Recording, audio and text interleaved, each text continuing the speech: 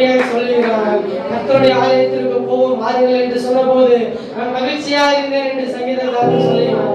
கர்த்தர் இப்படியாக சொல்லுகிறார், வருத்தப்பட்டு பாரம் சுமக்கிறவர்களே நீங்கள் எல்லாரும் என்னிடத்தில் வாருங்கள், நான் உங்களுக்கு இளைப்பாறுதலை தருகிறேன். என்னிடத்தில் வரும்போது இளைப்பாறுதல், என்னை தேடும் போது ஒரு சமாதானம், என்னை நோக்கி கூப்பிடும் போது ஒரு பதிலை கொடுப்பதற்கு நான் ஆயத்தமாக இருக்கிறேன் என்று கர்த்தர் சொல்லுகிறார். என்னோட இன்னைக்கு எனக்கு அநேக கேள்விகள் இருக்கிறார். என் கேள்விகளுக்கெல்லாம் பதில் தர தேவன் ஆயத்தமாக இருக்கிறார். அல்லேலூயா. நன்றி ஆண்டவரே, நன்றி ஆண்டவரே, நன்றி அப்பா, நன்றி ஆண்டவரே, நன்றி ஆண்டவரே.